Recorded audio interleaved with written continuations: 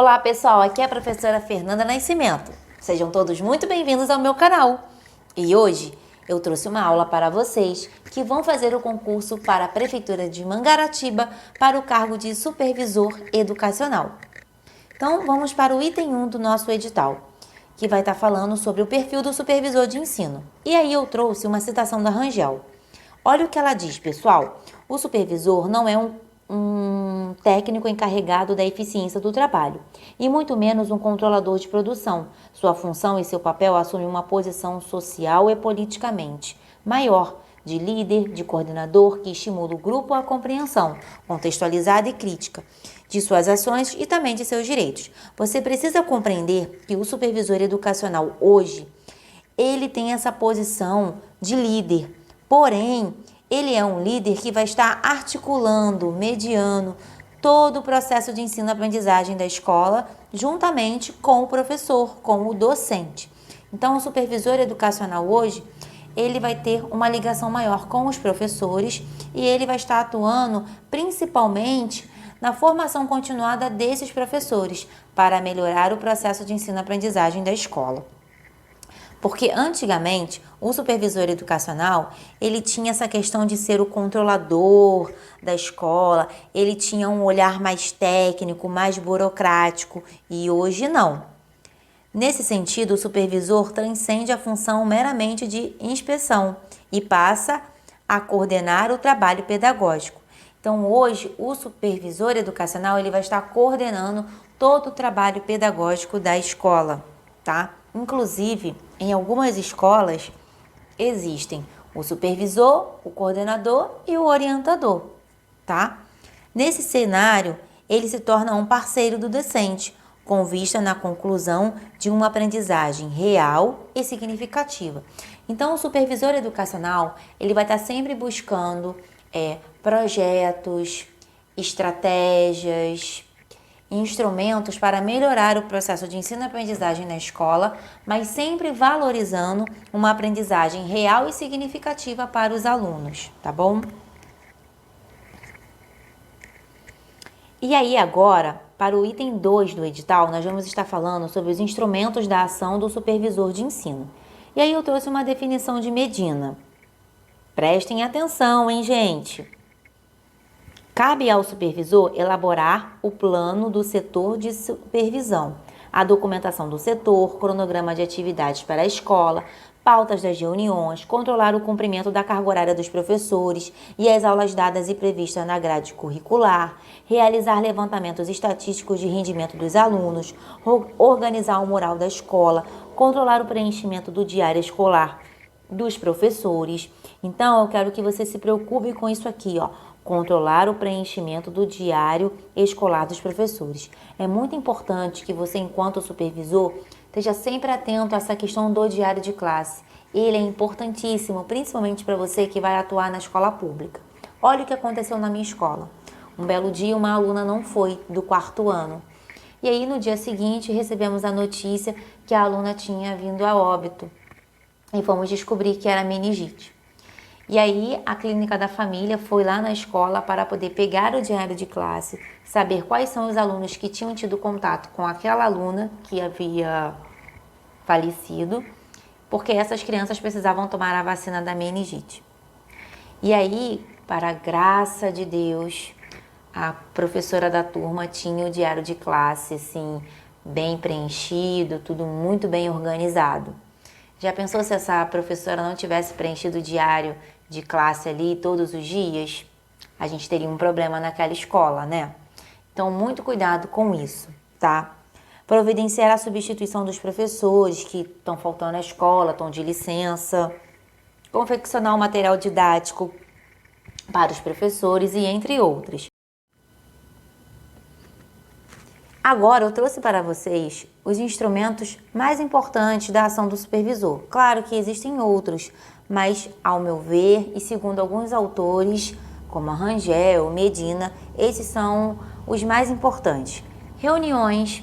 Então é muito importante o supervisor organizar reuniões de pais, reuniões com os professores, os projetos, projeto político-pedagógico, reunir todos os professores, os pais, os alunos, elaborar o projeto para que todos possam participar das tomadas de decisões, ou outros projetos também. Por exemplo, eu percebi que as meninas do 6º e 7º ano estão engravidando, vou fazer um projeto de como evitar a gravidez na adolescência.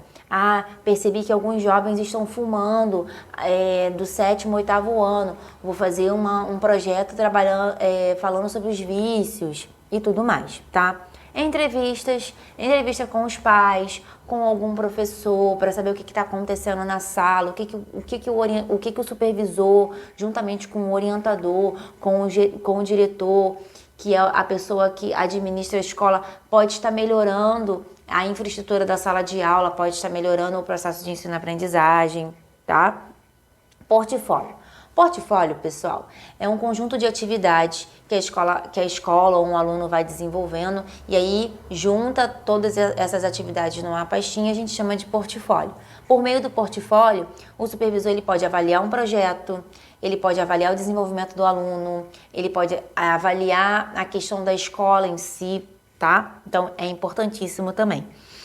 E o último são os cursos de aperfeiçoamento para os professores, ou cursos de atualização.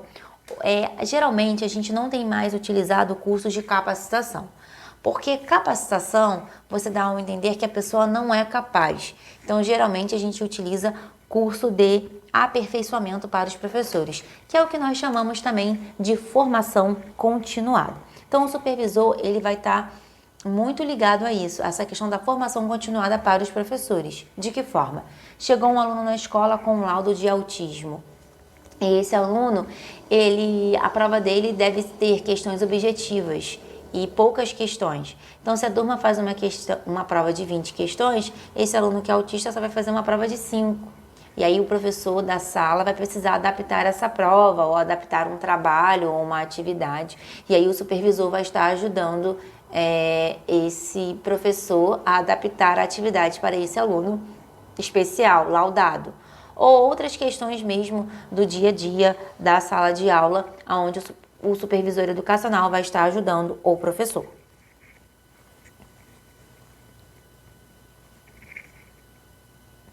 Supervisor de ensino e a organização da escola. Hoje você precisa compreender que o supervisor educacional, ele é parte integrante da equipe administrativa da escola, ou seja, da gestão escolar. E aí você precisa compreender que dentro da gestão escolar nós temos supervisor, orientador, o administrador e o coordenador. Em algumas escolas tem o papel do coordenador. Todos eles vão estar trabalhando juntos, articulados, tá? E aí você precisa compreender como se dá essa organização da escola. Então eu trouxe aqui para vocês o artigo 4º da LDB, que vai estar falando sobre essa organização da escola.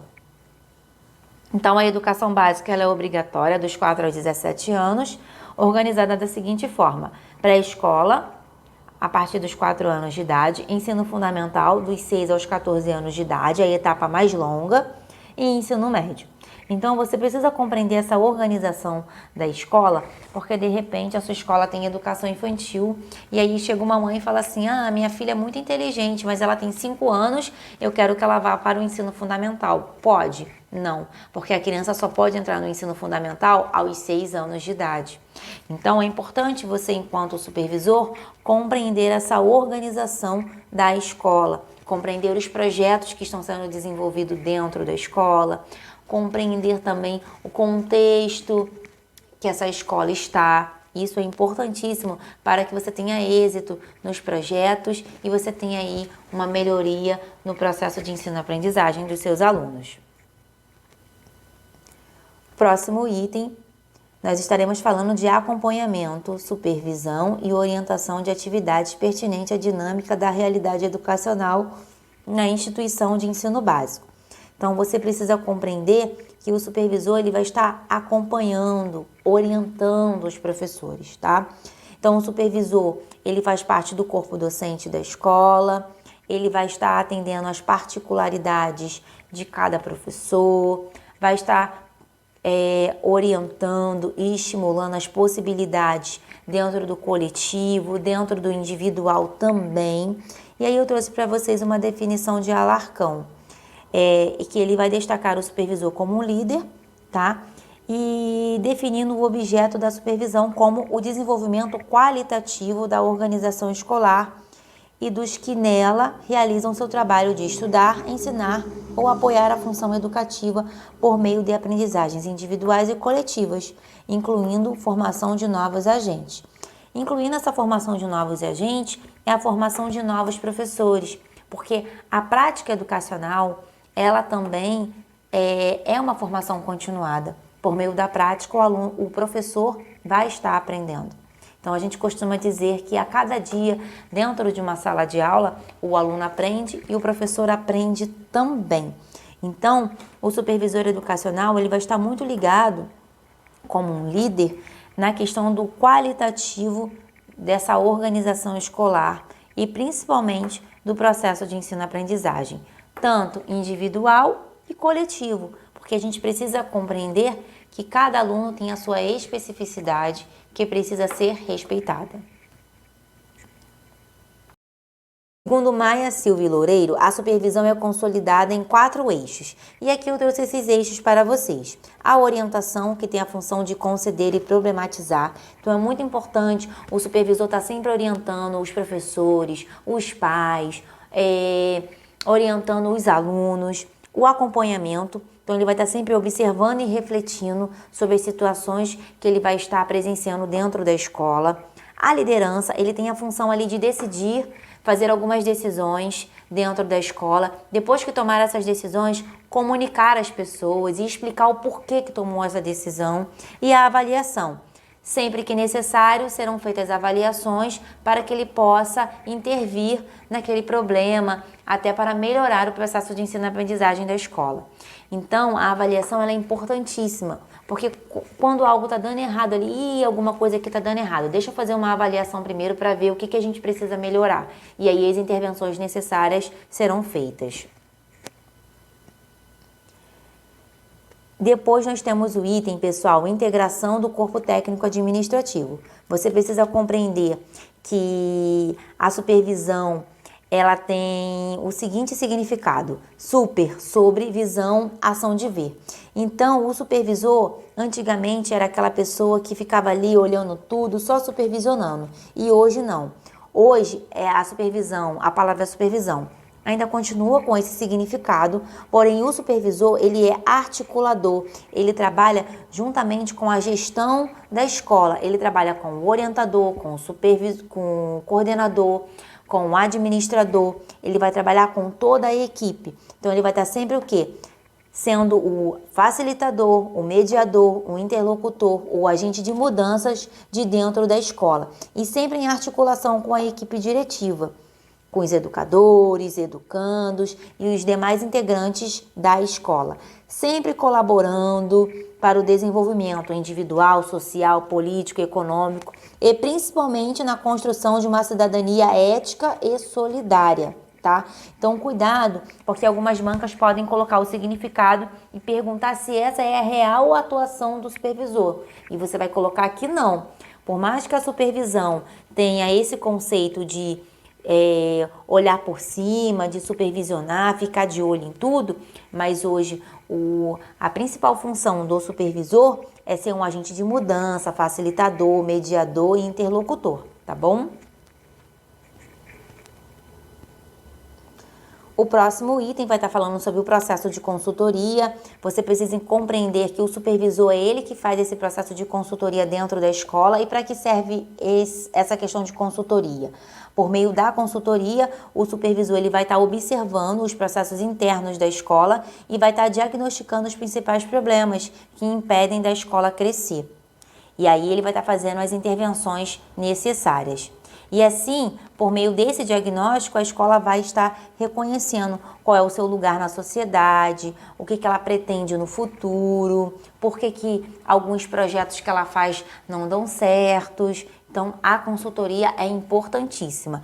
E o certo é o supervisor educacional estar sempre fazendo essa consultoria dentro da escola.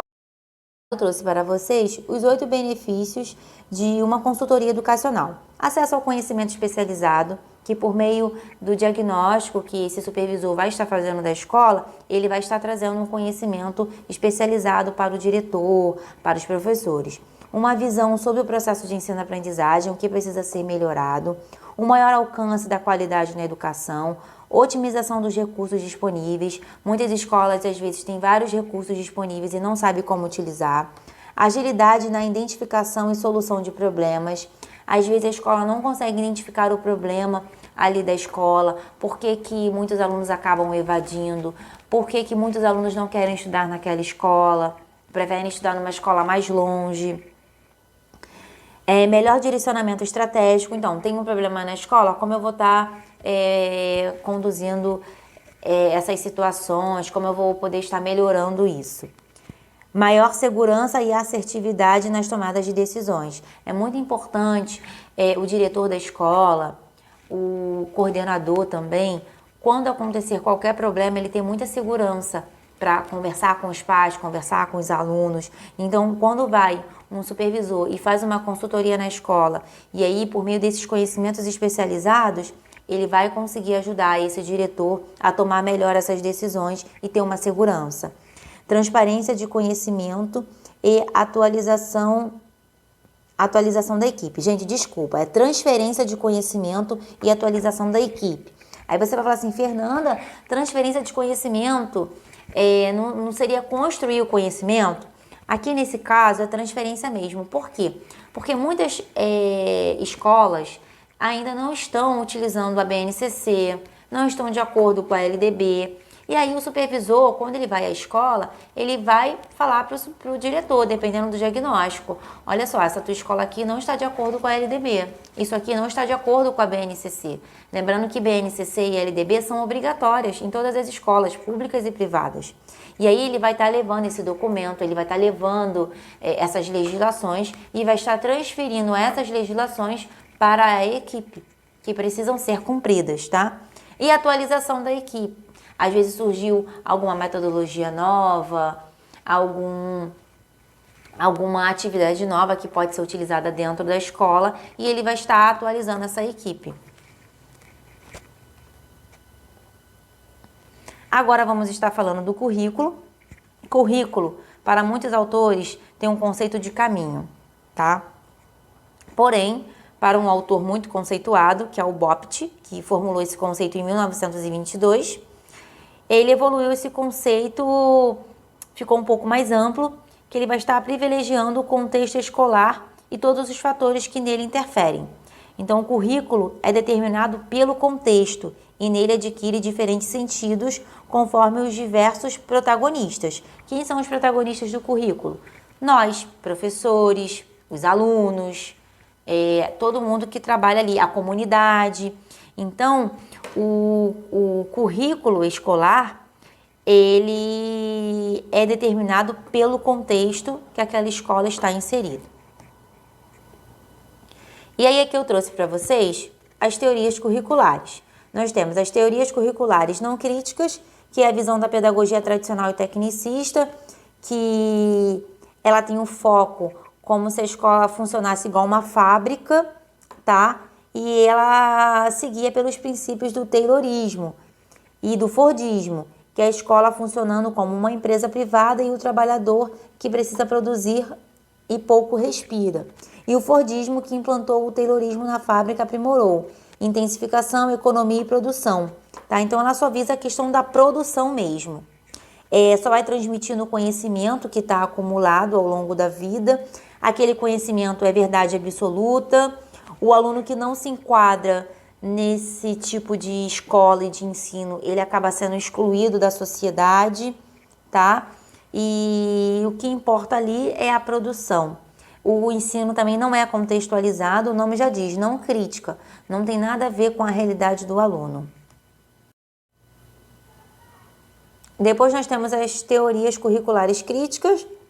A visão crítica argumenta que o currículo deve funcionar para os alunos como instrumento de emancipação e libertação. Então aqui o aluno, ele já tem uma autonomia, o professor é o dominador desse processo pedagógico que propõe uma interação entre o conteúdo e a realidade concreta. Então, na teoria crítica, o conteúdo ele já tem uma relação com a realidade concreta do aluno, visando sempre a transformação da sociedade. E o professor ele vai ser o mediador da construção do conhecimento. E as teorias curriculares pós-crítica surge agora no século XXI, tá?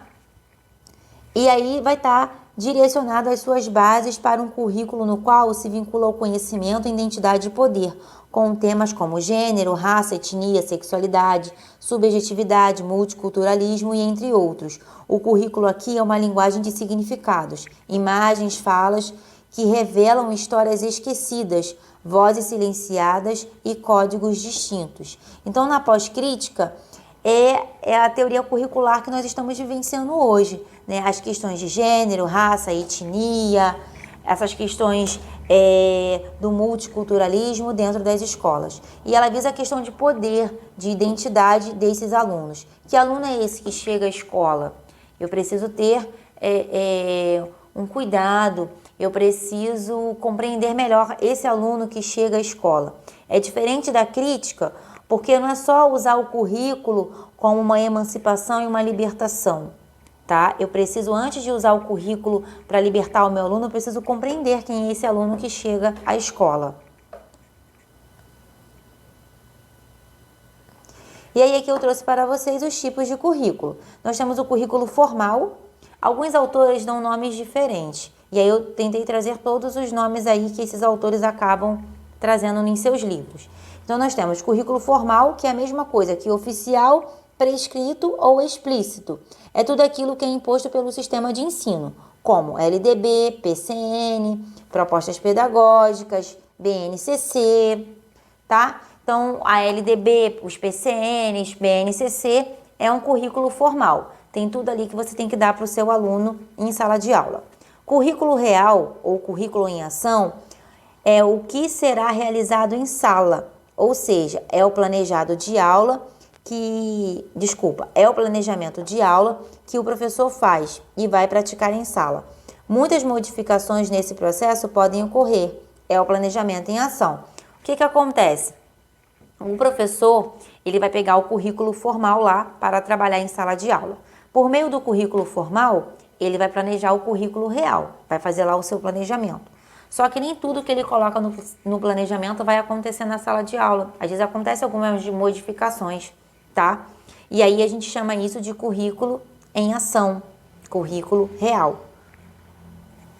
Currículo oculto, nulo, são todas as manifestações em ambiente escolar, são as simbologias que tornam o ambiente escolar, que não estão expressos em palavras ou em forma de papel, ou formalmente no papel. Então, o currículo oculto são os valores que nós passamos para os nossos alunos. São valores e atitudes que não estão nem no currículo real, nem no currículo formal, mas que no dia a dia a gente acaba passando para os nossos alunos. Vou dar um exemplo simples. Devemos empurrar o colega? Não. Devemos ter o cuidado com o outro, né? Devemos jogar sempre o lixo aonde? Na lixeira. Então, são valores que nós vamos passando para os nossos alunos que chega uma hora que eles mesmos já estão fazendo sozinhos. E a gente não precisa colocar isso numa aula, colocar isso num planejamento.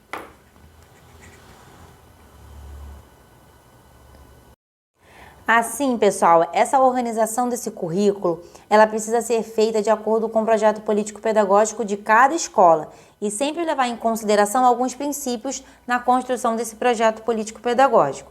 O currículo ele não é neutro, ele sempre vai privilegiar uma cultura e ele não é estático. Pelo contrário, ele vai estar sempre sendo construído. Não é você fazer lá o projeto, você montar um currículo muito legal para a tua escola e deixar ele lá na gaveta. Não, esse currículo ele vai estar sempre em construção. Até porque os alunos a cada ano da escola eles vão mudando. Então os protagonistas desse currículo educacional eles vão se modificando com o decorrer do tempo. A avaliação. O ato de examinar tem a função a classificação do educando minimamente em aprovado ou reprovado. Não importa que todos os estudantes aprendam com qualidade. Então, você precisa ficar muito atento a esse tema de avaliação. E aqui, pessoal, eu me fundamentei em Lucchesi e Jussara Hoffmann. E Lucchesi, em seu livro, ele vai estar falando sobre isso, sobre essa questão da avaliação, que examinar, você simplesmente vai estar aprovando ou reprovando o aluno, não importa se ele aprendeu com qualidade ou não. E a função de avaliar, ela vai investigar a qualidade do desempenho dos estudantes. Então, essa avaliação, ela vai servir para melhorar o processo de ensino-aprendizagem dos alunos, vai fazer as intervenções necessárias. Então, esse tipo de avaliação a gente chama de diagnóstico ou diagnóstica, porque ela é o processo. Você vai estar avaliando o processo de ensino-aprendizagem do seu aluno. E, se caso necessário, você vai fazer as intervenções.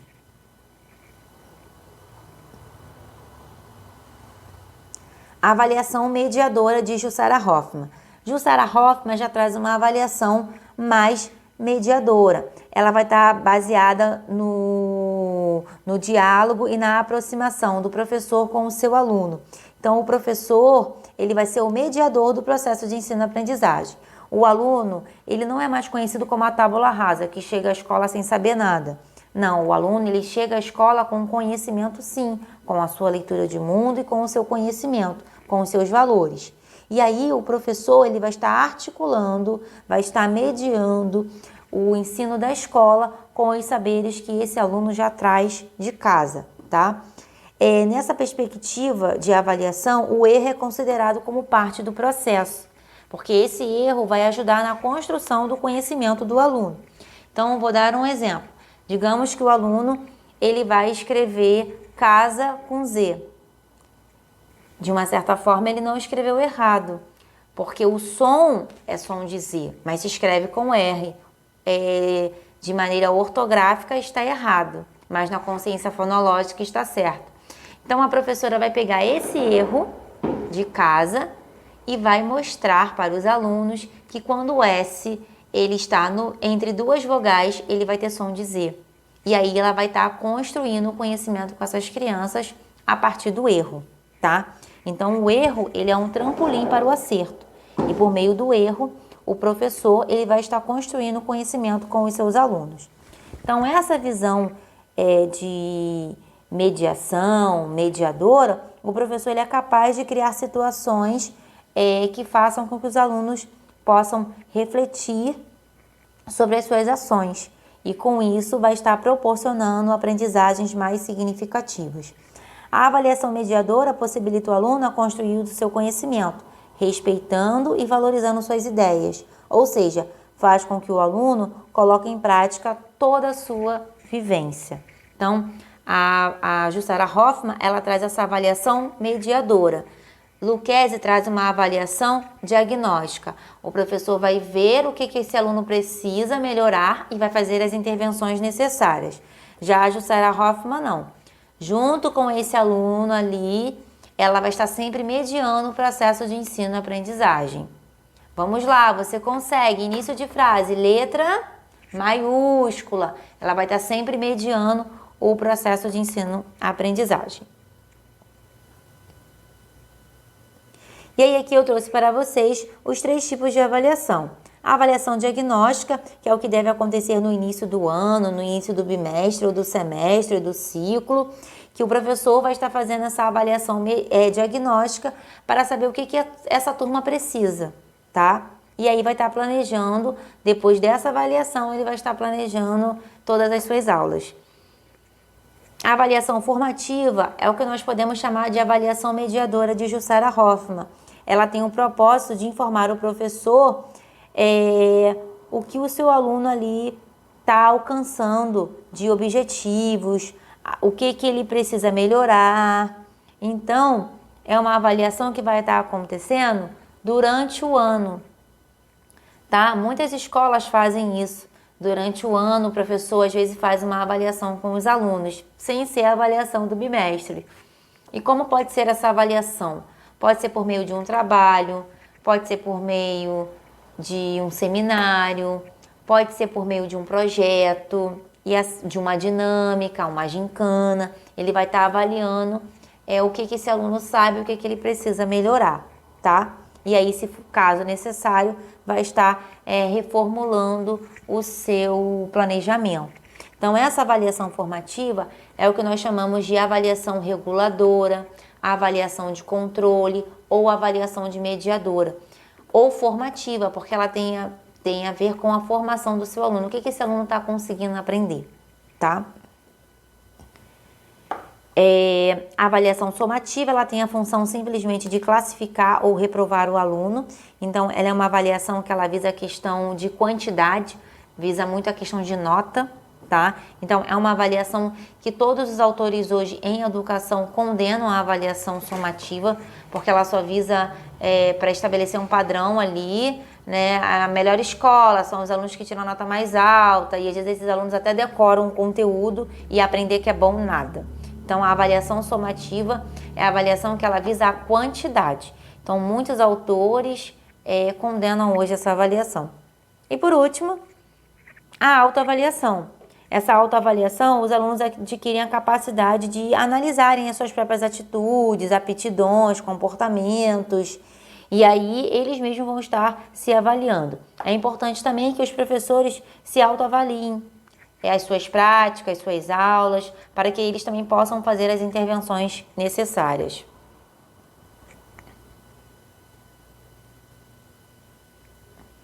O supervisor de ensino na educação inclusiva. Hoje, o supervisor educacional ele vai estar trabalhando ali articulado com o professor. E na educação inclusiva também não é diferente. Muitas das vezes, o aluno especial, ele chega à escola e ele vai precisar de uma adaptação no currículo. E aí o supervisor, juntamente com o professor, vai fazer a adaptação necessária. E a escola precisa compreender as necessidades daquele aluno especial, compreender que a educação especial, a educação inclusiva é um direito desse aluno, tá? E as adaptações no currículo precisam ser feitas. Adaptações não só no currículo, mas no espaço físico, no atendimento a essas crianças, eliminando sempre as barreiras para que esse aluno consiga permanecer na escola. Porque muitos alunos incluídos acabam saindo da escola porque percebem que a escola não fazem as adaptações necessárias no currículo, tá? Então a escola precisa proporcionar autonomia a esses alunos especiais e as ações pedagógicas precisam estar de acordo com as necessidades desses alunos. Ações do supervisor frente à inclusão. Diálogo com a comunidade escolar. É importante a escola compreender que ela tem alunos incluídos e que ela precisa respeitar a limitação de cada aluno, respeitar as especificidades e as necessidades de cada educando incluído. Diálogo com os familiares do aluno incluído, porque às vezes o familiar não entende que o aluno precisa de um atendimento diferenciado, tá?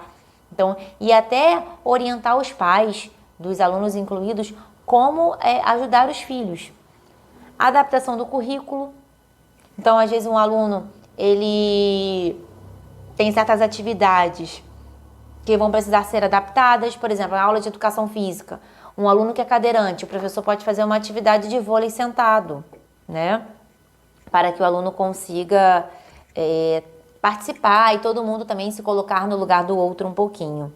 Formação continuada para os professores. Muitos professores têm alunos incluídos e não sabem como lidar com esses alunos incluídos.